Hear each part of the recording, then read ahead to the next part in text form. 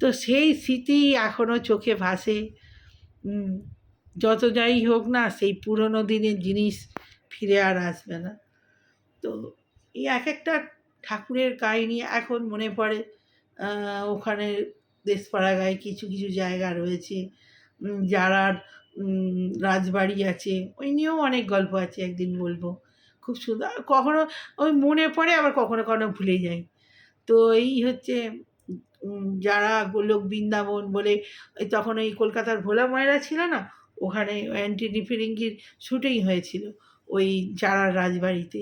যারা ওই গানটা দেখবেন বলছে, গানেতে আছে, ওই শুটিংটাতেই ভোলা ময়রা গিয়েছিল তখন। তো বলছে যারা গোলক বৃন্দাবন, ও খুব বড় রাজবাড়ি আছে ওখানটা। ওখানে তো কিছুদিন আগে মাটি খুঁড়ে অনেক সোনাও পেয়েছিল। এখনও কিছু কিছু জায়গা রয়েছে, এত সাপখোপ রয়েছে, তলায় সুড়ঙ্গে যেতে পারেনি। তো ওখানে এখনও যাদের রাজবাড়ি ছিল, তাদের বংশে এখনও অনেকজন আছে। তো তারা কিছু কিছু বিদেশে চলে গেছে, কিছু কিছু কলকাতায় আছে।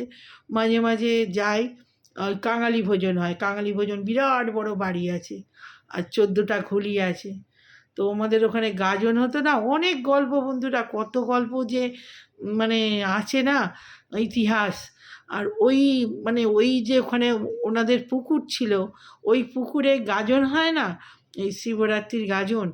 ওই গাজনের সময় ওই আমাদের ওই বাঁকারায়ের মন্দির বলে একটা মন্দির রয়েছে, শিব মন্দির।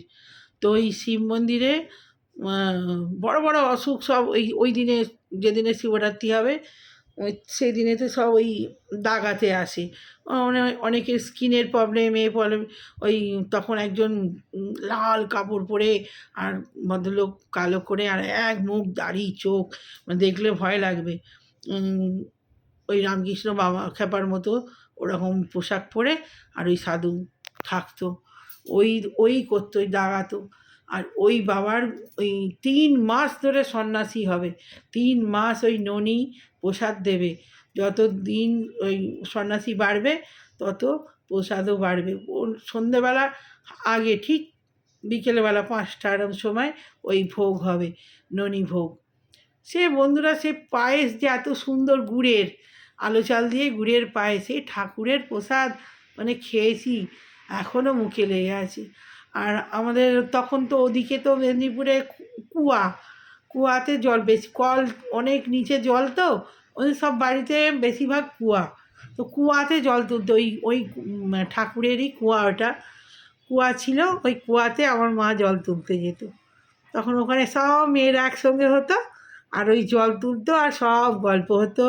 আর ওই গল্প করে জল তুলে আমার ছোটো তো তখন, পিছনে পিছনে পিছনে, মায়ের পিছনে পিছনে আমি আর আমার ভাই চলে যেতাম মায়ের আঁচল ধরে ধরে। আর ওইখানে জল তুলে, আর ওই ননি প্রসাদ খেয়ে মুখ ধুয়ে তো বাড়িতে আসতাম। বাঁকারায়ের মন্দির নাম। আর ওইখানে যে গাজনের যে আমাদের প্রচণ্ড এসব জাগ্রত যে যাদের সব অসুখ বিসুখ করে, ওখানে ওই বাঁকারায়ের মন্দিরে মানসিক করে, তারা ওই শিবরাত্রির সময় জিভেতে বড় বড় লোহার রড, জিভেতে বান বলে ওটাকে, বান ফুঁড়বে ওই ঘাটেতে, বাবুদের, ওটা বাবুপাড়া বলে, বাবুদের ঘাটেতে ওই বান ফুঁড়বে। তো ওই বান ফুঁড়বে, তারপরে মাছের কাঁটা হয় না, ছিপের কাঁটা, ওই বড় বড় কাঁটা জিভে গাঁথবে। হ্যাঁ, অনেক কিছু, কাত্তান শাল, তারপরে বড় বড় শিক, বড় বড় কাত্তান যেগুলো বলি হয়, ওই কাত্তানের উপরে একজন শুয়ে থাকবে ব্রাহ্মণদের, তার উপরে আবার ব্রাহ্মণের একটা বাচ্চা ছেলে বসবে। হ্যাঁ, কি মানে ভগবানের কীরকম দেখুন, কিচ্ছু হবে না, এক ফোঁটা দাগ, মানে ওঠার পর এক ফোঁটা দাগও থাকবে না। তো ওরা যারা থাকে, মানে শুয়ে থাকে, তারা প্রায় অজ্ঞানের মতো হয়ে যায়। তোর উপরে শুয়ে থাকবে, তার উপরে একটা করে বাচ্চা থাকবে, কাটারি শাল, শিখ বড় বড় গজাল পেরেক, একটা পাটাতে ভর্তি, সেই গজালের উপরে ওই সব শুয়ে থাকবে, তার উপরে একটা বাচ্চা। হ্যাঁ, কাটারি শাল, কাত্তান শাল, এত রকমের এই শিখ। তারপরে আমাদের ওদিকে একটা বড় গুনিন ছিল, গুনিনটা বয়স হয়েছে, মারা গিয়েছিল, এখন নেই মনে হয়। তো তখন ওখানে যদি সাপে কাটতো, ওই গুণিনী ওই ওঝাই ঝাড়তে আসতো, ছেড়ে দিত, তারপরে ডাক্তার বদ্যি করতে হতো। সাময়িক টাইমটাও উনি অনেককে বাঁচিয়ে দিয়েছেন। তো উনি তখন ওই সাপ নিয়ে, সাপ আমাদের এই শিবের মন্দিরেতে সাপের করতো, মালা পরে গোটা গায়ে পেটে বুকে সব ওই মালার সাপের মালা পরতো, পরে ওই শিবের নাচ করতে করতে আসতো। তারপরে ওই সমস্ত ওই রড শাল শিখ শাল সব ওদেরকে কেউ সব নেচে নেচে আসবে ওই ঘাট থেকে। ওই যে বান ফুটবে জিভেতে এপর ওপর করে, মাছের কাঁটা ফুটবে, সব ওই বাবুদের ঘাটে। ওই ঘাটটা ওর জন্যেই রক্তে রক্ত কাণ্ড, হ্যাঁ, যে ভীষণ জাগ্রত ওখানে ওই বাবুদের ঘাটটা এখনও আছে। তবে ওই গাজনার এখন হয় কি না জানি না। তো আর ওই ওপর থেকে নিচে কাটারি পাতা থাকবে, আর একটা শিব, এই মানে পাশে শিব আছে, বড় শিব, মানে শিবলিঙ্গটা বিশাল বড়, আর তার পাশেই কাটারি পাতা আছে নিচে মেঝেতে। আর একটা মানে একটা ঘরের থেকে উঁচু প্রায় দেয়াল আছে, ওই দেয়াল থেকে ওই কাটারিতে ঝাঁপ মারবে, দুটো পা মাঝখানে কাটারি, দুটো পা, তার পাশেও আরও কাটারি আছে, দুটো পা ঠিক মিডিলেই ফেলবে। এত সুন্দর দেখার মতো গাজন, মানে আমাদের মানে ভুলবার নয়। তো এখন বাড়িটা রেখে দিয়েছি আমরা, ওখানে যাই। তো বাড়িতে প্রচণ্ড এখন সাপের উৎপাত প্রায় হয়ে গেছে, না থাকলে যেটা হয় দরজা বন্ধ করা রয়েছে। তো আর ওখানে তখন ওনার বাড়িতে ছিল, অসুবিধে ছিল না, তখন আমার বাবা বাইরে বাইরে ঘুরতো, তখন ওই জন্যই রেখে দিয়েছিল। তারপরে গ্রামের দিক তো ওরকম আর কাউকে রাখার মতো পাওয়াও যায়নি, আর ওই পড়ে আছে চাবি দিয়ে। তারপর তো ভাই নেই, আর আমি এখান দিকে একা কত দেখবো, ওখানে ওই ভাইপোটা একা আছে।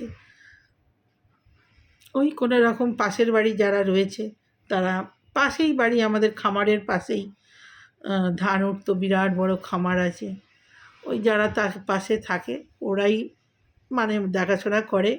প্রচুর অনেক গাছ আছে, গাছ ছিল, আম গাছ, জাম গাছ, খিরিস গাছ, তারপরে আর কি শিশু গাছ, অনেক গাছ আছে, শিমুল তুলোর গাছ, আম গাছই বোধহয় 4-5 রকমের আম গাছ আছে, তাল গাছ, পিছনে যে বললাম বড় তেঁতুল গাছ আছে, স্বয়ং মা শীতলা যাতায়াত করে। তো ওই মা শীতলাকে সেই ভদ্রলোক কত পুণ্যবান দেখেছিল, আর সব সময় ঠাকুরের নাম করেন উনি।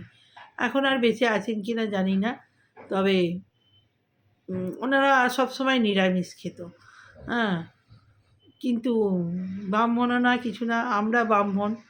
তো আমার বাপের বাড়ির সবাই ব্রাহ্মণ, কিন্তু ওনারা ব্রাহ্মণ নয়, কিন্তু কি সুন্দর ঠাকুরের মানে ভক্তি, সকাল সন্ধে খঞ্জনি নিয়ে সর্বক্ষণ ওই কৃষ্ণ নাম জপছে, আর ওই শীতলাকে দর্শন করেছিল।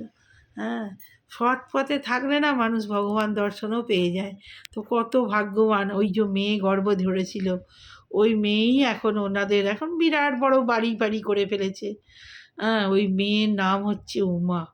হ্যাঁ, আমি এখন তো আমরা যাতায়াত করি না ওখানে আর বেশি, নাহলে গেলে দেখাতাম, নামেও উমা, দেখতেও মানে একদম দুর্গার মতোই। তো বিরাট বড় করে বিয়ে হয়েছিল, এখন আর খোঁজ খবর রাখি না। তখন আমি খুব ছোট, আমার সঙ্গে আমরাও খেলেছি একসঙ্গে। তারপরে ও ওর মতো একটু বড় হয়ে গেল, গ্রামে তো লেখাপড়া শেখেনি, ওই 2, 3, 4 অবধি পড়ে বিয়ে, ওকে এত সুন্দর দেখতে ছিল, একদম রূপে বিয়ে করে নিয়ে চলে গেছে, পাশেই বিয়ে হয়েছে, বিরাট বড়লোক তারা। তো মেয়ে একদম এত মানে বৌমাকে সবাই ভালোবাসতো বাড়ির, ওনাদের বাড়ির 7টা ছেলে ছিল, ওই বড় ছেলের বউ হয়েছিল, সবাই একদম চোখের মণি করে রাখতো। ছোট মেয়ে তো একদম খুব। যাক বন্ধুরা, অনেক সকালবেলায় অনেক বড় ভিডিও হয়ে গেছে। হ্যাঁ, কত মিনিট হয়েছে? 15 মিনিট, আগেও মিনিট বকেছি। তো আমার ভিডিও আজকে সকালে এই যে বললাম বকতে শুরু করলে সব মনে পড়ে যায়, হর করে বলে দিই। এই হচ্ছে আমার স্বভাব। তো বকতে শুরু করলে বন্ধ হয় না। তাই ছেলে এখন এই যে ঘুমোচ্ছে, জল ঠান্ডা হয়ে গেল, আবার আমাকে গরম করতে হবে, আবার তুলবো। হ্যাঁ, ও না এই যে ঘরে একা থাকি, কার সঙ্গে আর বকবো, আপনাদের সঙ্গেই বকেই সময় কাটে। হ্যাঁ, তো ওই জন্যে আমার আরও ইউটিউবে আসা, যে আপনাদের সঙ্গে বকতে ভালো লাগে। তো এই হচ্ছে বন্ধু, এখানে মনের কথা বলার জায়গা এটা। তো পরে আবার আসছি বন্ধুরা, এখন কিন্তু বাই। তো বন্ধুরা, রান্নাঘরে চলে এসেছি, আর রান্না হবে আজকে নিরামিষ, শাক ভাজা আর একটা ডাল দিয়ে সবজি হবে, ব্যাস। আর এখানে ভাত হয়ে গেছে, এই যে ভাত হয়ে গেছে, এখানে শাক ভাজা বসিয়ে দিয়েছি, মূলো শাক ভাজা, লঙ্কা ফোড়ন দিয়েছি, আজ তো রসুন পেঁয়াজ কিছু দিইনি, শুকনো লঙ্কা ফোড়ন দিয়ে সামান্য হলুদ দিয়ে বসিয়ে দিয়েছি। একটু সামান্য চিনি দিতে হবে, নাহলে মূলো শাক ভালো লাগে না। তো চিনিটা দিয়ে দিই। আর এখানে হচ্ছে ফুলকপি, ঝিঙে, শিম, আলু, টমেটো দিয়ে বরবটি দিয়ে ঝোল হবে, ডাল দিয়ে। ডাল আর ঝোল একসঙ্গেই হয়ে যাবে, ব্যাস। আজকে এই রান্না তো করে নিই, আবার পরে আসছি। ভাতটা হয়ে গেছে না। তো বন্ধুরা, তেল দিয়ে দিয়েছি কড়াই, এখানে মূলো শাক ভাজা হয়ে গেছে, আর তলায় এই যে বড়ি ভাজা করে রেখেছি। আর এবারে 5 ফোড়ন লঙ্কা দিয়ে দিই, সবজি দিয়ে ডালটা হয়ে গেলেই হয়ে যাবে। আর এই যে সবজি, টমেটোটা কেটে দেবো, ব্যাস। তাহলেই আজকে রান্না কমপ্লিট। চিমনিটা জ্বালিয়ে দিই।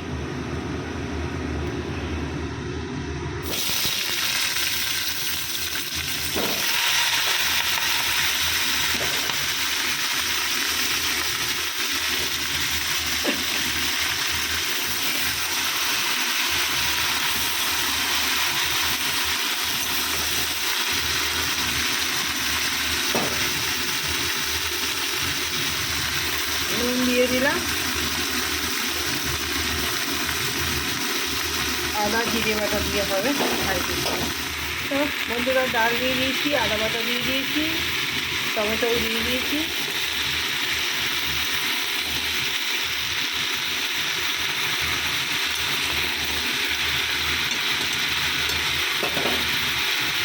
আর এই জিরে গুঁড়ো দিয়ে দিলাম,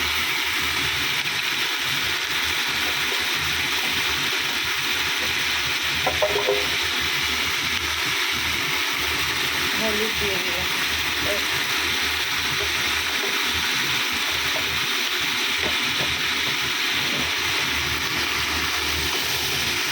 আজকে এই মেনু, চিন দিয়ে ঝোলটা খুব ভালো লাগে, মুসুর ডাল থাকে তো, মুসুর ডাল দিলে ঝোলের টেস্টটা আরও বেড়ে যায়।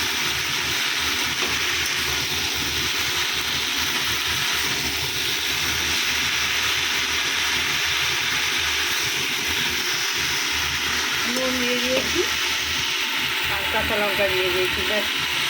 আর কিছু দেবো না, এবার জল দিয়ে দেবো।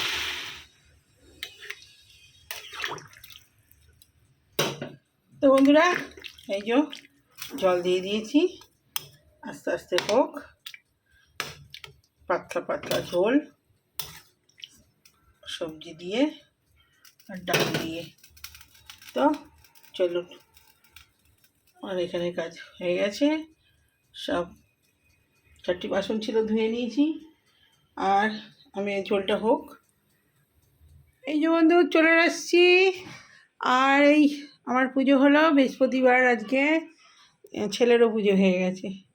এই যে ফুল রেখেছিলাম, সব দেওয়া হয়ে গেছে, আর আমার এই পুজো সারা হলো। সিংহাসন আজকে গম গম করছে, আজকে মালা দিয়ে পুজো দিয়েছি। তো আমার এই দিকে দেখায়, এই আমার ধনলক্ষ্মী মা, পান দিয়ে পুজো দিয়েছি। এটাও লক্ষ্মীর সের হাঁড়ি, লক্ষ্মী সাজি থাকে এতে। আর এই যে লক্ষ্মীনারায়ণ, এখানেও কুবের আছে। তো এখানে জগন্নাথ দেব, এখানে বাবা ভোলানাথ, আর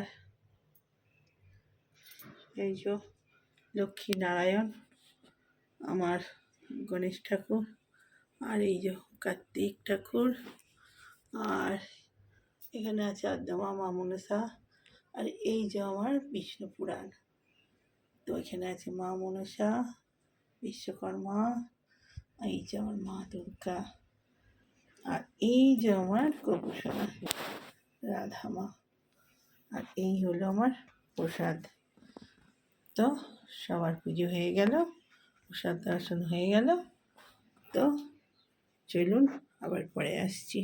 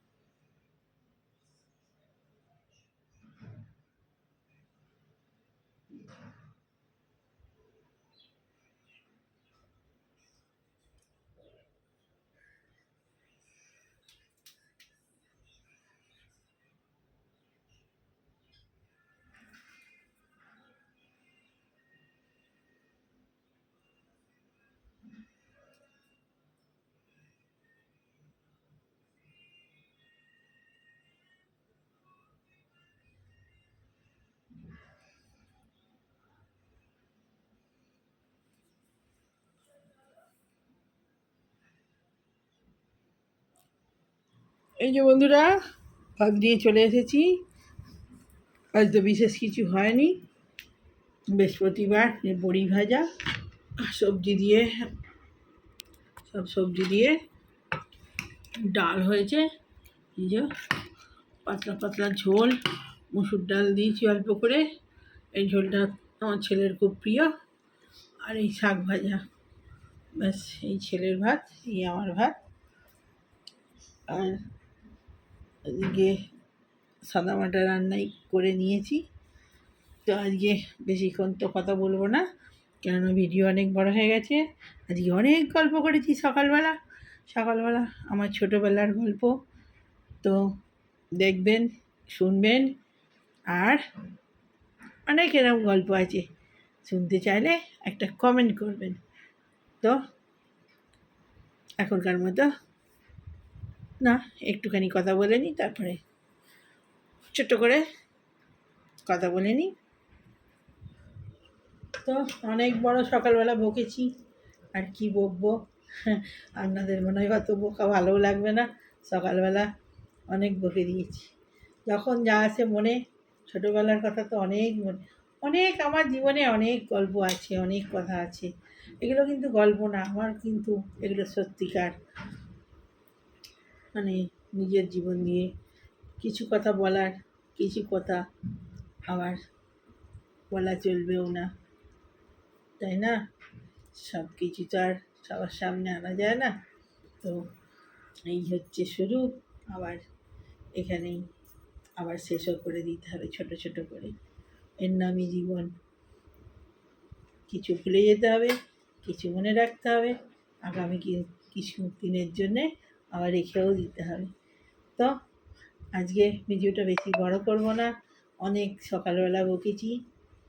তো কত কথা, জীবনের কি কথা শেষ হয়?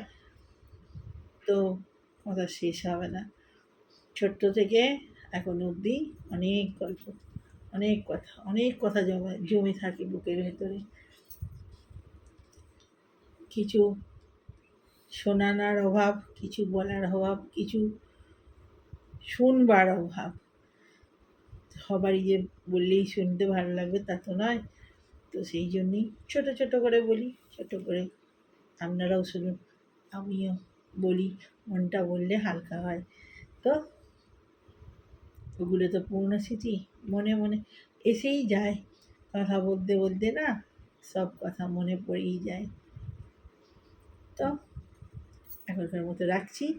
ভালো লাগলে লাইক, কমেন্ট, শেয়ার, সাবস্ক্রাইব করে দেবেন চ্যানেলটা, বেল আইকনটা টিপে দেবেন। আর পরে আবার কথা হচ্ছে, আবার নতুন গল্প, অনেক মনের জমানো ব্যথা, অনেক কথা আছে, কিছু বলবো, কিছু শুনবেন, কিছু বাদ দেবেন।